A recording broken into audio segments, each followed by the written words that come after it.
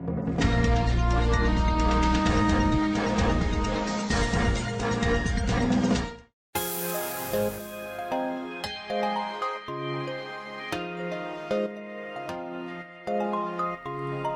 Atta Halilintar dan Aurel Hermansyah saat ini tengah menikmati masa-masa sebagai pengantin baru.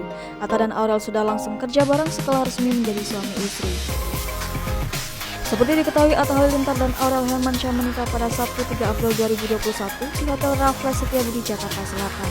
Rangkaian acara pernikahan Atta dan Aurel dimulai dari akad nikah hingga syukuran di malam harinya. Selesai menjalani serangkaian acara tersebut, pasangan ini beristirahat untuk bekerja esok harinya. Hal itu terlihat dalam video yang diunggah di kanal YouTube Atta Halilintar Senin 5 April 2021. Walaupun masih tampak lelah, mereka bisa tampil memukau di atas panggung.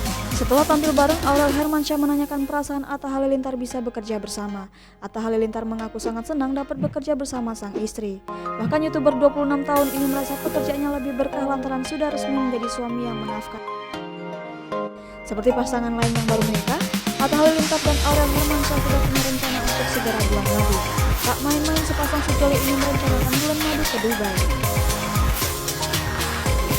Hal itu diketahui dalam video yang diunggah di kanal YouTube Pahala Infotainment Sabtu 3 April 2021. Keduanya berencana berangkat pada